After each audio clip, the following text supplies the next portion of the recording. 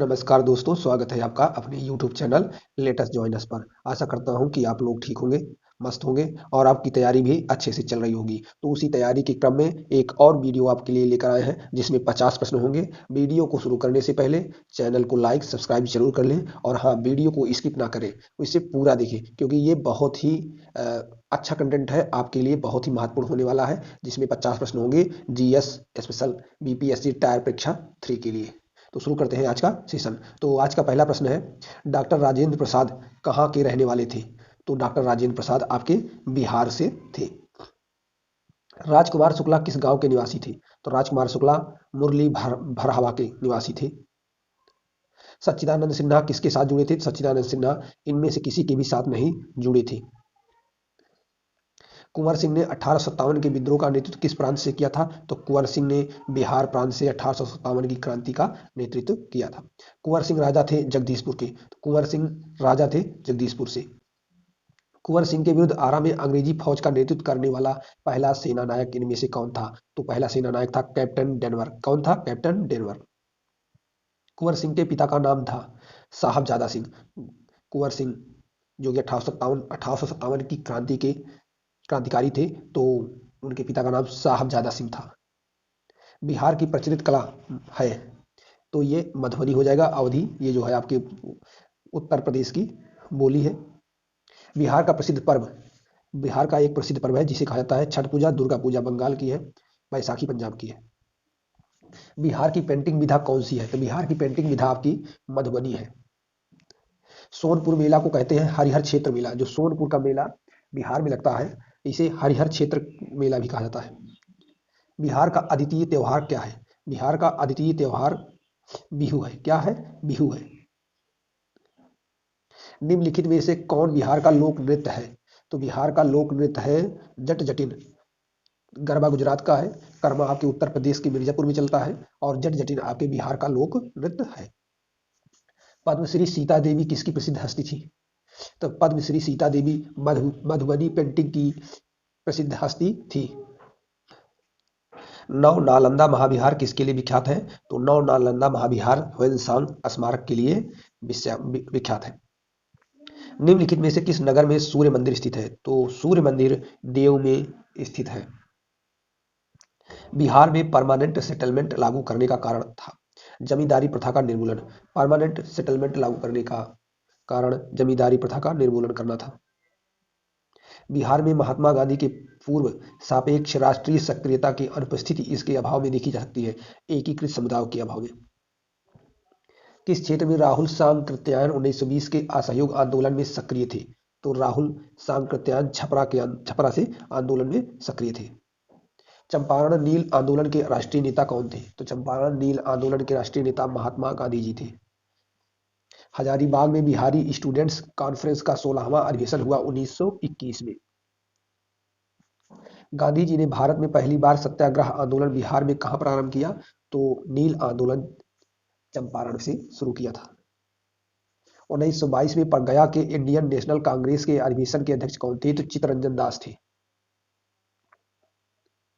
Bihar Congress socialist party का गठन हुआ 1931 में। बिहार कांग्रेस सोशलिस्ट पार्टी का गठन, बिहार कांग्रेस सोशलिस्ट पार्टी का गठन 1931 में हुआ। गांधी जी ने भारत में पहली बार सत्याग्रह आंदोलन बिहार में कहां प्रारंभ किया? तो चंपारण में, नील की खेती के विरोध में। बिहार कांग्रेस सोशलिस्ट पार्टी का गठन हुआ था 1931 में। बेगूसराय में चौकीदारी कर के विरुद्ध आंदोलन एक हिस्सा था। जो बेगूसराय में चौकीदारी कर के विरुद्ध आंदोलन किया गया था, वो सविनय अवज्ञा आंदोलन का हिस्सा था। बिहार के उस क्रांतिकारी का नाम बताइए जिसने सितंबर में हिंदुस्तान सोशलिस्ट रिपब्लिकन आर्मी की बैठक में भाग लिया था। तो इस क्रांतिकारी का नाम था फणींद्रनाथ घोष। क्या नाम था? फणींद्रनाथ घोष। चंपारण आंदोलन से कौन संबंधित नहीं था? चंपारण आंदोलन से जयप्रकाश नारायण संबंधित नहीं थे। गांधी जी का चंपारण सत्याग्रह किससे जुड़ा था? तो गांधी जी का चंपारण सत्याग्रह तिनखटिया सत्याग्रह से जुड़ा था।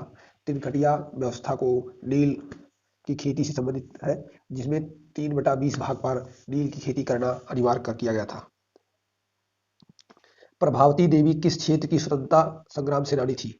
तो प्रभावती देवी चंपारण क्षेत्र की स्वतंत्रता संग्राम की सेनानी थी। बंगाल के किस नवाब ने मुंगेर को अपनी राजधानी बनाया? तो बंगाल के नवाब मीर कासिम ने मुंगेर को अपनी राजधानी बनाया। निम्नलिखित में से किस भारतीय को रॉबर्ट क्लाइव ने बिहार का नायब दीवान नियुक्त किया था? तो राजा सिताब राय को मीर रॉबर्ट क्लाइव ने नायब दीवान नियुक्त किया था। किसको? सिताब राय को। गोल घर का निर्माण किस गवर्नर जनरल के समय में हुआ था? तो गोल घर का निर्माण लॉर्ड कॉर्नवालिस के समय में हुआ था। पटना के 1857 के स्वतंत्रता संग्राम के नेता थे पीर अली। कौन थे? पीर अली थे, जिन्होंने 1857 की क्रांति का जो नेतृत्व कहां से किया था? पटना से। 1830 के दशक में पटना नगर केंद्र था वहावी आंदोलन का। तो वहावी आंदोलन का केंद्र जो है 1830 के दशक में पटना था। 1866-86 के नील खिरिहरों के बिहार में हुए विद्रोह के क्षेत्र की पहचान करें। तो चंपारण एवं मुजफ्फरपुर। कहाँ? तो चंपारण और मुजफ्फरपुर में क्या हुआ था? खिरिहरों, नील के खिरिहर जो थे उन्होंने विद्रोह किया था। इल्तुतमिश ने बिहार में अपना प्रथम सूबेदार नियुक्त किया था। तो इल्तुतमिश ने बिहार में अपना प्रथम सूबेदार मलिक जानी को नियुक्त किया था।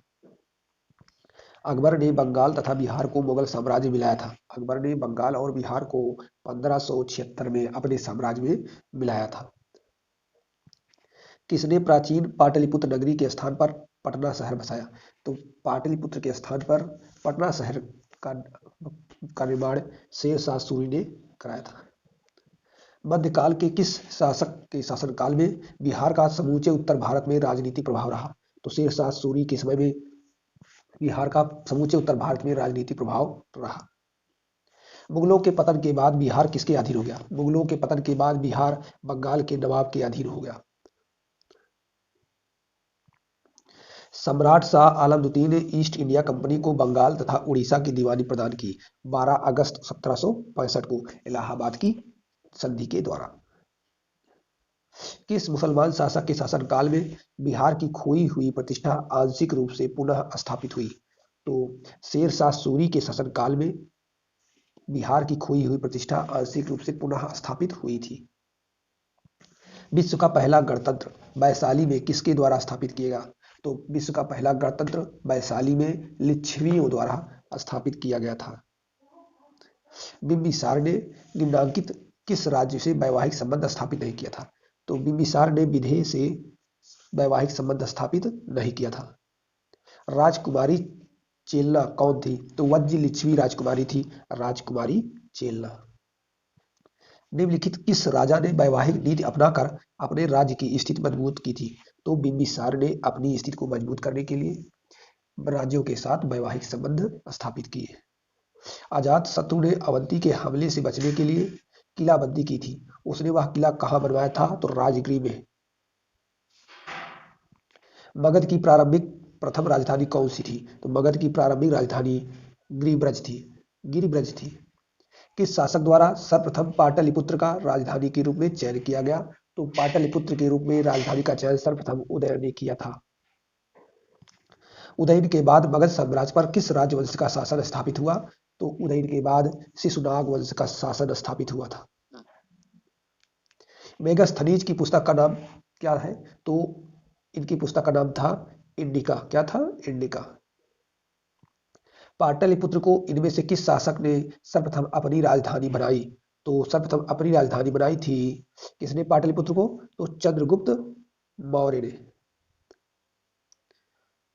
पाटलिपुत्र को इनमें से किस शासक ने सर्वप्रथम अपनी राजधानी बनाई? चंद्रगुप्त मौर्य ने। मौर्य काल में शिक्षा का सर्वाधिक प्रसिद्ध केंद्र था तक्षशिला। मौर्य काल में शिक्षा का सर्वाधिक प्रसिद्ध केंद्र तक्षशिला था।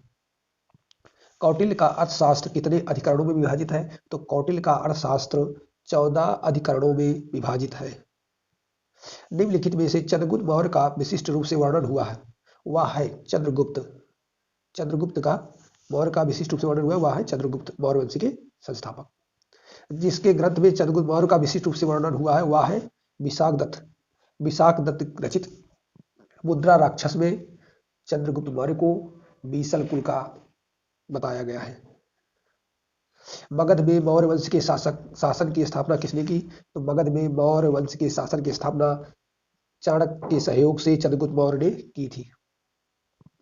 निम्नलिखित में से मगध का कौन सा राजा सिकंदर महान का समकालीन था? तो मगध का राजा सिकंदर महान का समकालीन घानानंद था। तो उस समय मगध का राजा कौन था? घानानंद था, जो कि सिकंदर का समकालीन था। नंद वंश के पश्चात मगध पर किस राजवंश ने शासन किया? तो नंद वंश के पश्चात मगध पर मौर्य वंश ने शासन किया। नंद वंश के शासक घनानंद को पराजित करके मौर्य वंश की स्थापना चंद्रगुप्त मौर्य ने की थी। किस मगध सम्राट ने स्वयं को एकराट कहा? तो मगध सम्राट महापद्मनंद ने स्वयं को एकराट कहा। अभिलेखों में किस शासक का उल्लेख प्रियदर्शी एवं देवनाम प्रिय के रूप में किया गया है?